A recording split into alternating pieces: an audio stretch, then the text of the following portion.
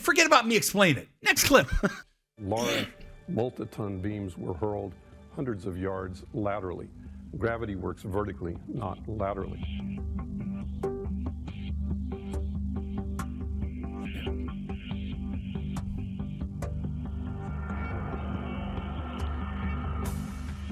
So something's happening to throw these things horizontally at those kinds of speeds. And here it is trailing white smoke the whole time. It really is indicative of some kind of explosion. The individual explosions that I noticed 20 and 30 and 40 stories below the collapsing structure. And naysayers tend to say, well, that's just air being blown out the windows. I mean, it doesn't really work to say it's just air pressure. And I've estimated these are coming out faster than 100 miles an hour. The floors pancaking upon themselves would create gushes of air out the side, but not the kind of explosive force that we saw that would throw I-beams across the street into the windows of other buildings. The ejection of the materials out of the building, the manner in which it fell, the speed at which it fell, exhibited all the signs of demolitions and the completeness of the destruction down to their individual. So, I mean, you can't have it both ways. I mean, those you saw the controlled demolition squibs, all the buildings being blown up, then they fall down. You're seeing it, and the towers, and no one's questioning it. It doesn't make any sense to me. And again, let me go back to the fact that they said fire brought down the building because the jet fuel was so hot. Let's play this next clip in regards to jet fuel. You can't get hot enough. I don't know if you're going to hear it or not there, but to compromise metal and steel, you have to get up to over 2,700 degrees. Jet fuel burns at around 1,000, give or take. You're not even halfway there. Next clip. The majority of the jet fuel was burnt up instantly in the big fireball, and it was gone. The fires that were left were office furnishings and carpet and things like that. A lot of things in these kind of buildings have to be fire resistant by nature. It's required by code. So there really isn't a whole lot of fuel in there to begin with.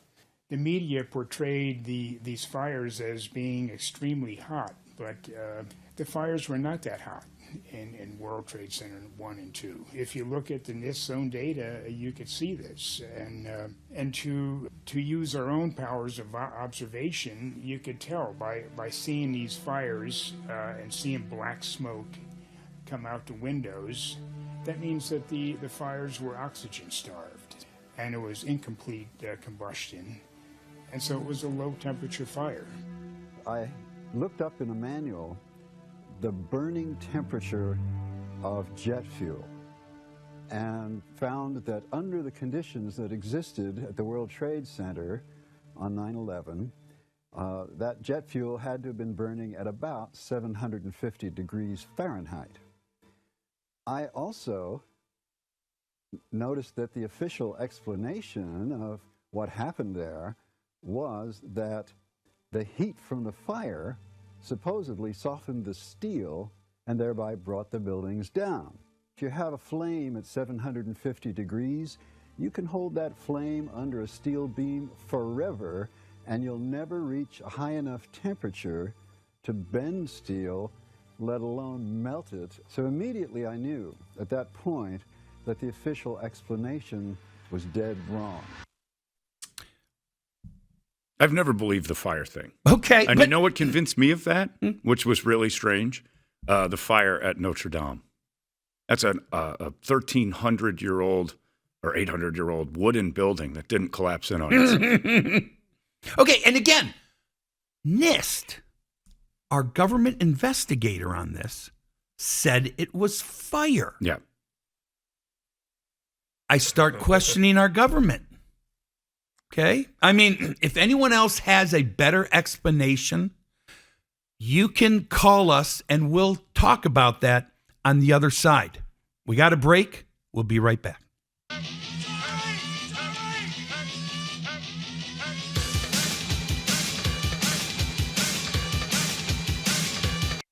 See, we're back on. Welcome to the Real Matrix. We were just taking a bunch of phone calls. People saying right. I had no idea. Yeah. That I had no idea how these buildings came down. That's a conspiracy in itself because the video just showed us asking about the commercial. Come on now. Don't tell everybody you're being lied to and then lie to them. So we a little less serious. Yeah, a little less. We've got a number of different clips to get through, so I want to try to get through them so we're complete. And we're going to move on to the Pentagon. So if you think everything's just kind of just, it's coincidence, these buildings came down, blah, blah, blah, blah. Let's go to the Pentagon, and let's focus on what happened there. First clip. Pentagon officials initially denied that any of their cameras captured the event. However, on March 7th, 2002, 5 images taken by a security camera from across the heliport are released. For years, these 5 frames were the only public footage of the Pentagon attack. So I don't know if you can pull up the clip, Kobe, and just station it right there. Forget it. No, we'll do another clip on it.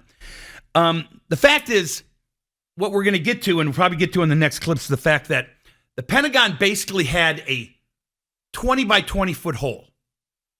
And an airplane is bigger than 20 by 20. Right. So where's the airplane?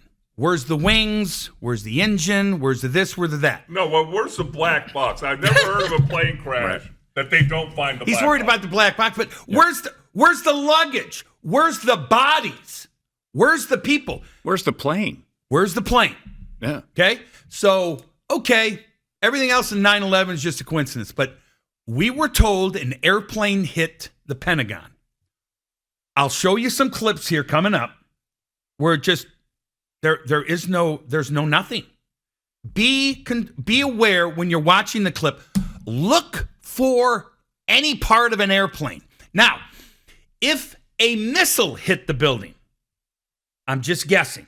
If a missile hit the building, a missile's probably made of kind of similar parts of like what an airplane's made of, like a little bit of metal, little steel, little of this, little of that, but very little because it's a missile. It's not a big airplane. So if a missile blows up, you might have like little pieces of metal or garbage or whatever. Let's see if you can hear people talk about the fact that there might be some remnants that might be a missile. Next clip. Out of 188 seats, 64 would be filled. In fact, all 4 planes involved in 9/11 would be at approximately 30% capacity.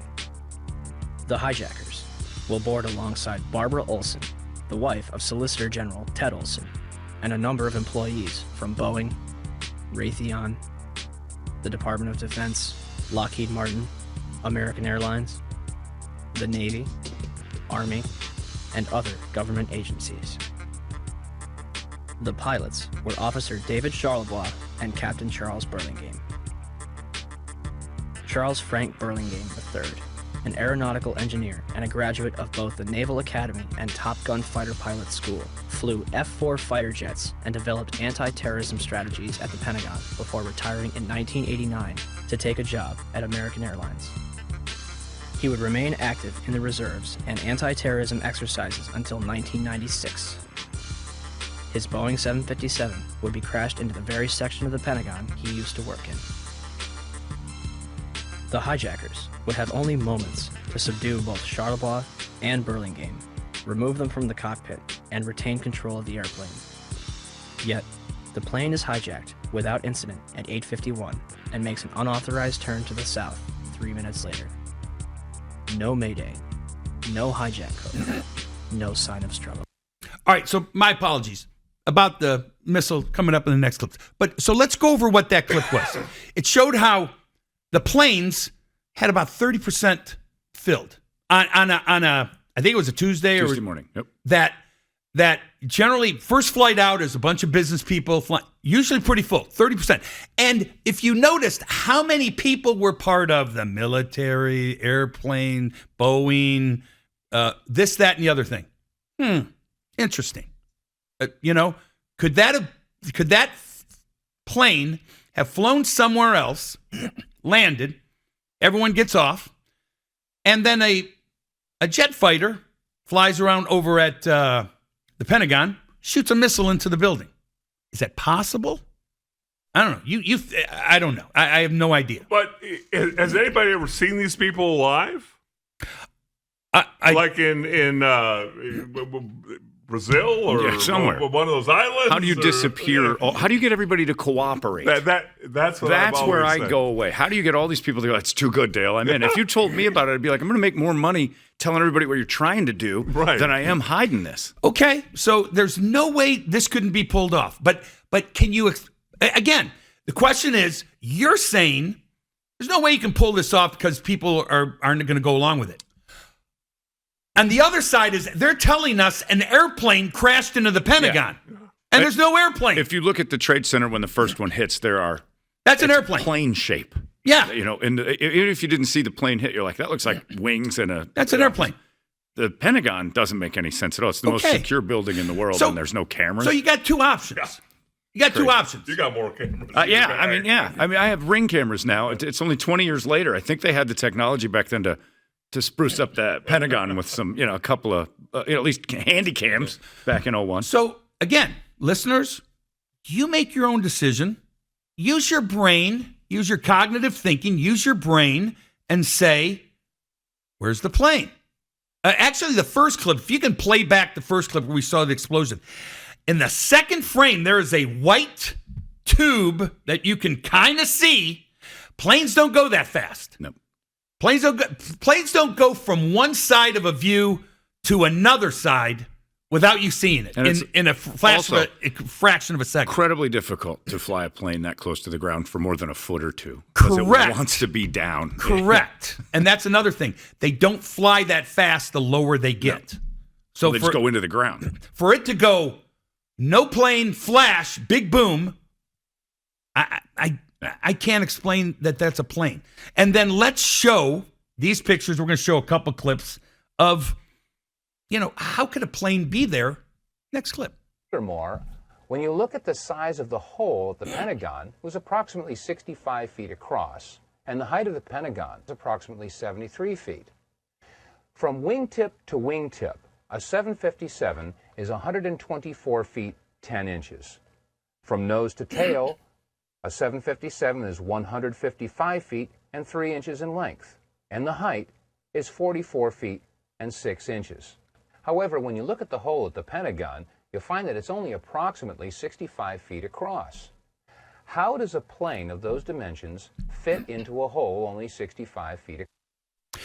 So what they're not even showing, and we'll show maybe in the next clip or two, is the fact that when they talk, it's about 65. That's what the building collapsed.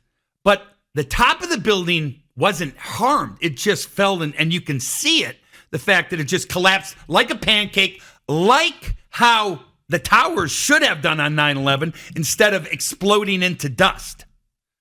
There's no damage to the top of the building.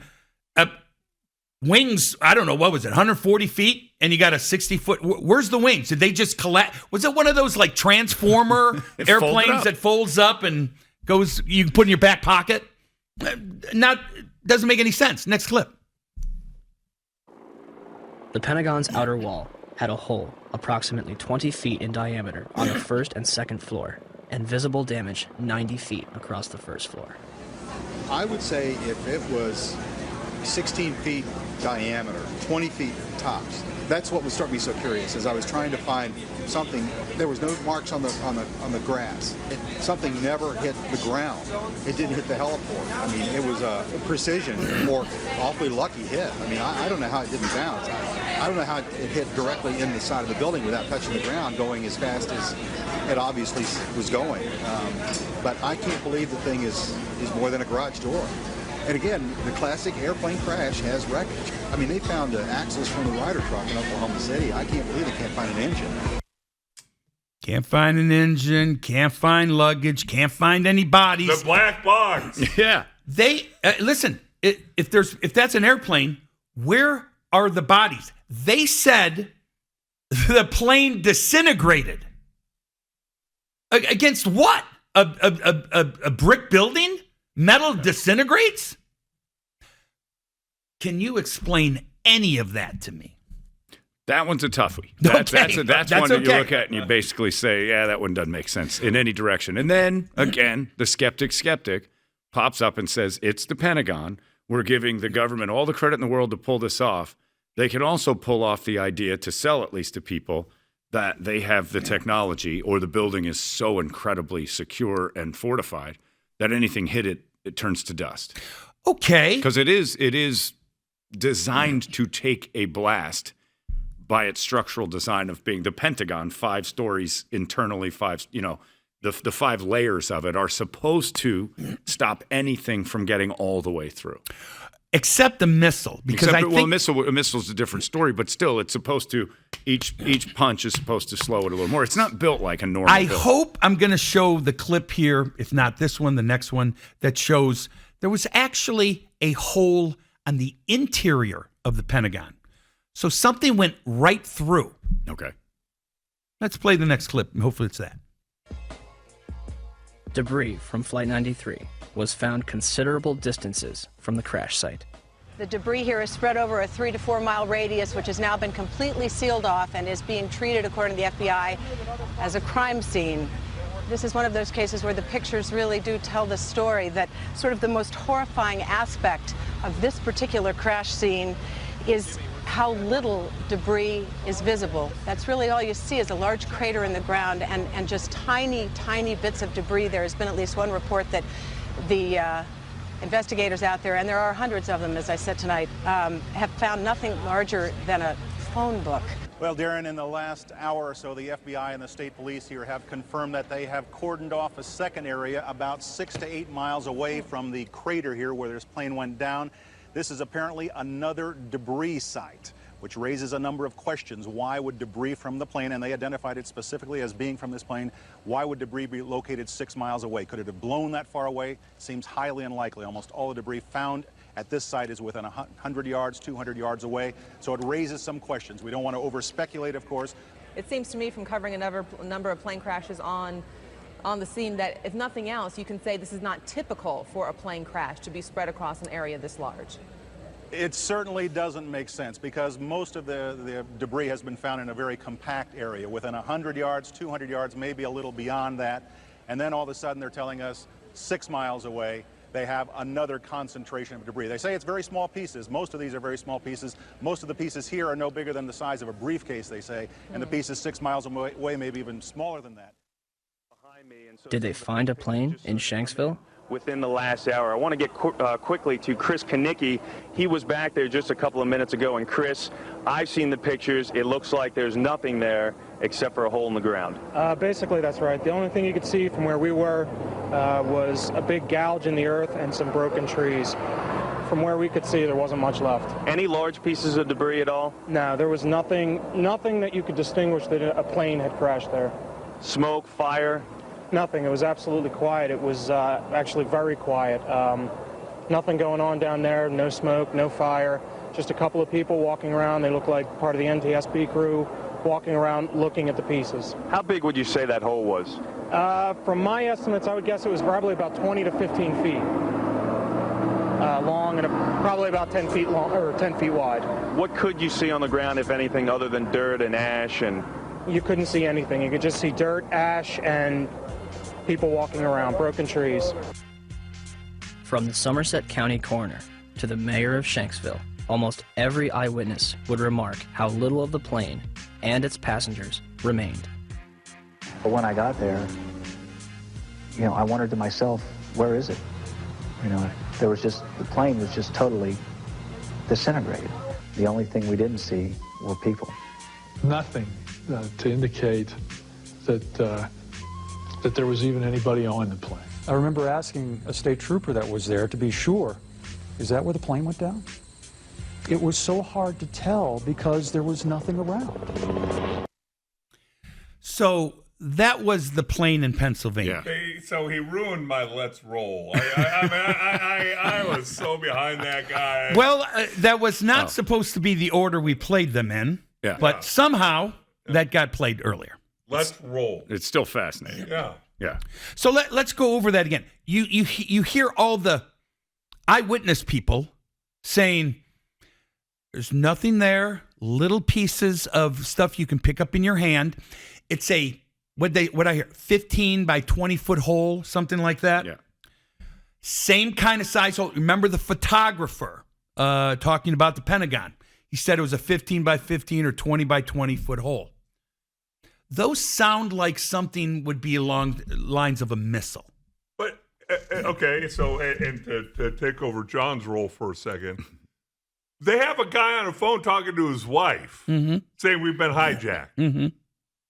Let's roll. Several calls. Let's roll. Yeah. Mm-hmm. And the let's roll thing I always thought was, the Pat Tillman thing changed my brain about how they're going to sell us stuff. Uh-huh. We were to watch how that went down. That was a full-out wild conspiracy Correct. to say, let's sell this war. But the let's roll thing was always the hero story. You need a hero story in these moments to make America feel like we're going to fight back. The underdog, we won't go down without a fight. And that one always struck me as like, all right, that's a sell. That's a marketing ploy. Whether let's roll happened or not, it could have been like, well, we made the joke immediately. Like, what if he was saying, let's roll this cart out of the way and help these guys out? You don't know what. Yeah, let's I need roll. the alcohol Yeah, cart. yeah. Let's roll this thing my way. I'm going to get drunk before we hit the earth. And it's callous and crass, but that one always felt to me to be, let's wave the flag over this for a second and make people crazy. Yeah, or you got to remember when you talk about, well, how can they pull this off? If they're going to pull this off, they need a story. They need a story. This is not just, hey, we're gonna blow a missile in the Pentagon. We're gonna crash an airplane, and we hope no one asks any questions. Right. They're gonna have a story already. Like, for instance, all these assassinations. Charlie Kirk, they have a patsy waiting. They have a story already in line, and that story could have been wrote by Stephen King or John Grisham or one fantastic author to make it sound like, whoa, go USA. That's two more authors than I thought. Yeah, he read those earlier this morning. He Googled authors right before the show. I always wonder this, though, when you get to the brass tacks of it all, and again, here comes the skeptic. Why nickel and dime this? Little bit at a time. And I know money's going to come up, and I know that other thing. But if you want complete and utter control, and you want a one-world government, and you want a singular mono thought to embrace the entire world, then why wouldn't we create an enemy that would just blow it all up and then start after that? Why such... We have. Yeah, but no, these are such little, tiny things that didn't take, by the way. They took in ways to make, like Homeland Security and all that stuff pops in, and that's a money machine that they could do without this. They did not need to blow stuff up to get Homeland Security.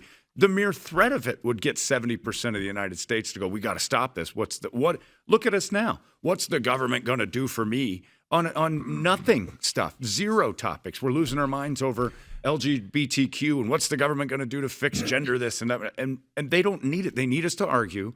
They do not need to blow stuff up. So I always question, why go to such extreme lengths, which are in the grand scheme so small, to just gain some control and make some money that they have control of in the first place? I don't have the video, but there's a gentleman talking about the fact that, again, the towers had all the asbestos. It was a multi-billion-dollar operation. That makes the most sense of all of it. So this was insurance fraud on those buildings. And then what he says is, Dick Cheney said, what's the best way to get rid of that? Let's run some airplanes into those buildings, blame it on terrorism so we can go to Afghanistan, we can go to Iran, we can go take care of them because we don't like whatever's going on there, and pass all those acts to take our freedoms away. Patriot Act. Our government can surveil us 24/7 if they think we're domestic terrorists. Surveil us 24/7. But I'll tell you that's a loss of freedom. We signed up for that a few years later without it. I get that, but they love that. They wanted to do that. And forget about the Patriot Act, Military Commissions Act. If they think you're a terrorist, they can throw you in jail without any what? Let's see. They treat you like a sovereign citizen. You lose all your rights. You can be detained and imprisoned indefinitely. without charge, without evidence, without a trial, without a lawyer, for merely being accused of terrorism.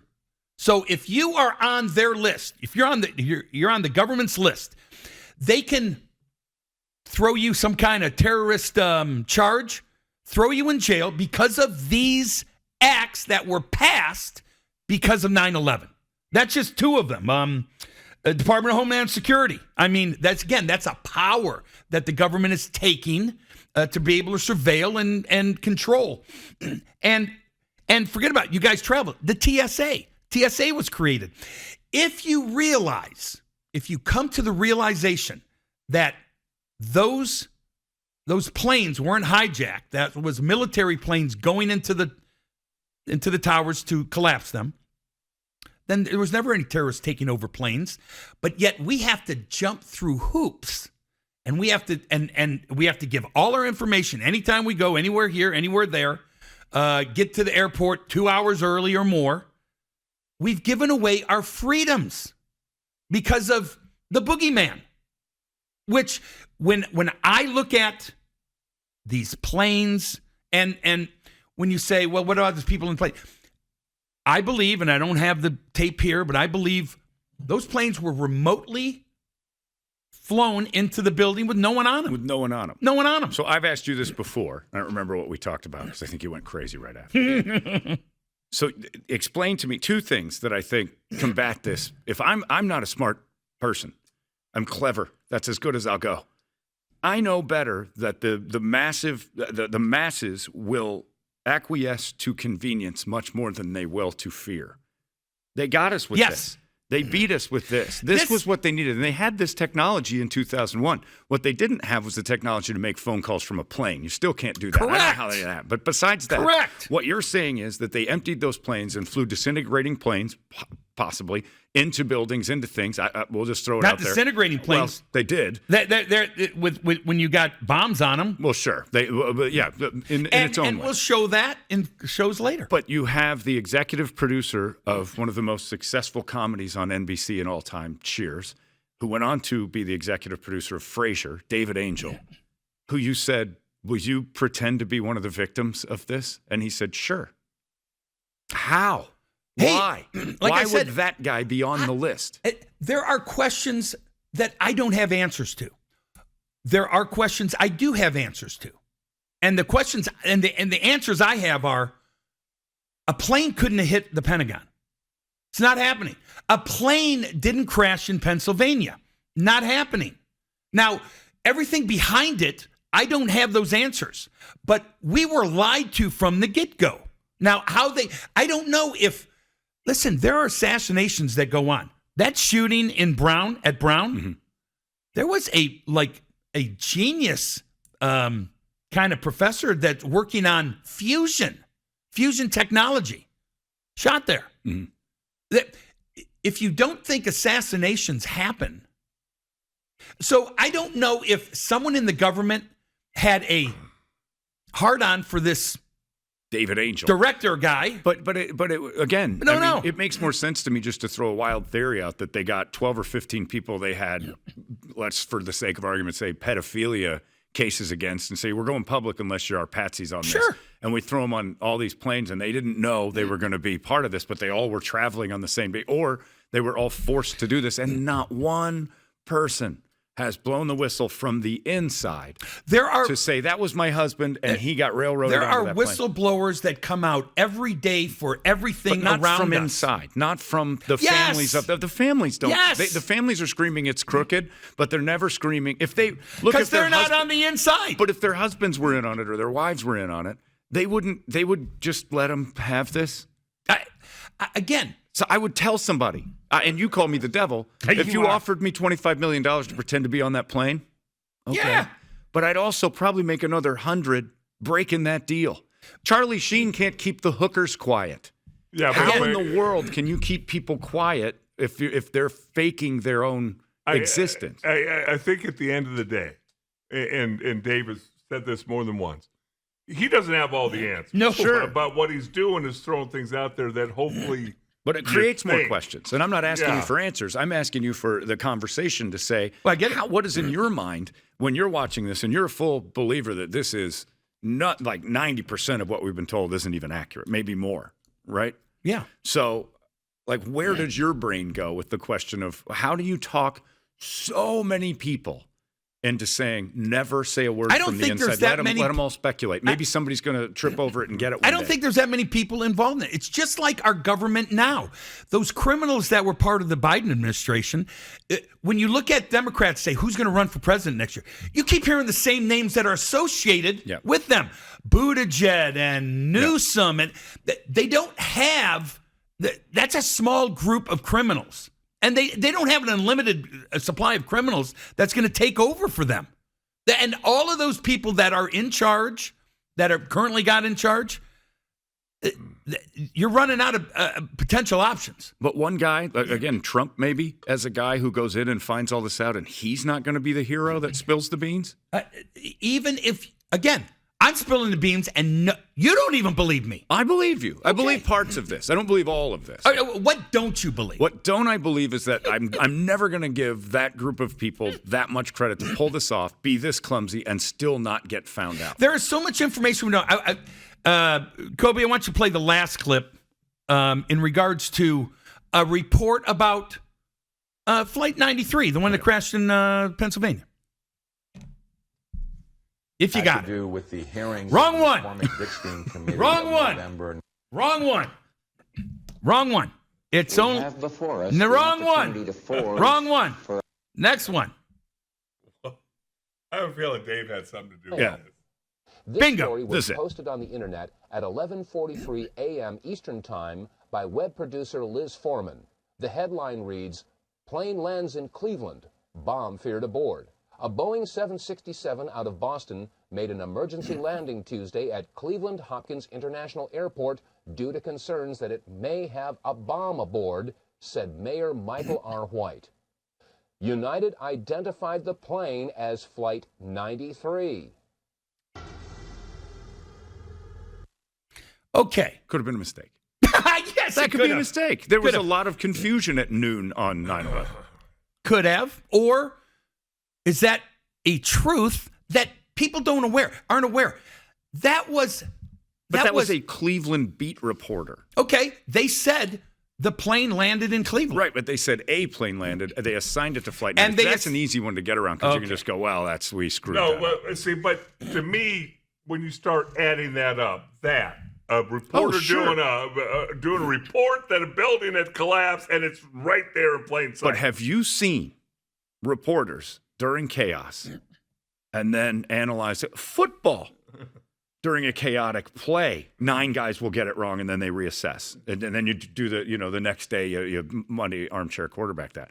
When there's pure chaos, you're talking about, we worked with them, C students that go to, Cronkite Broadcasting that are being asked to give me the proper information now. Under duress. Under duress, there's going to be several different things. Somebody could have said Flight 95, and she wrote a 5 that looked like a 3, and then brought that back and typed up, hit the wrong button. I'm not saying you're wrong. I get it. But I'm saying that has an off-ramp. I get it. So, but I guess I'm going to disregard all the other facts. Yeah. And what you're not seeing. So, all the listeners, viewers, wherever you are, if you stay with us, we show more detailed information in the shows. This was kind of a open your eyes. Wait a minute. I sat here and you didn't give me any details? This was just a tease? This is a tease. Come on, I Nash. was looking forward to that little hole in the ground by the Pentagon. Oh, there was no hole in the ground. Oh, yeah. I tell you what. Yeah. Let's go another hour. We'll I'm in. do that next show. We'll see you next time here on The Real Matrix. Thanks, guys.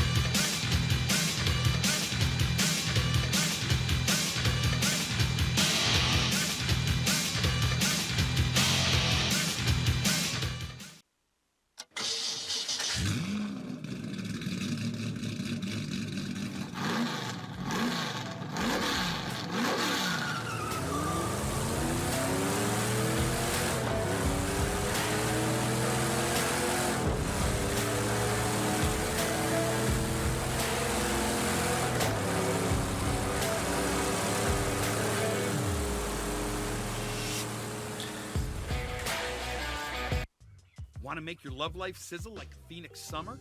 Summit Male Medical guarantees to help you with ED or premature issues, or we won't charge you. We've helped tens of thousands of patients here in the Valley since 2008. Please compare our most experienced medical staff and low-price treatments to anybody. If you've talked to the rest, it's time to come to the best. Put the sizzle back in your love life. 480-398-1000 or go to summitmalemedical.com. Summit Medical, love for life.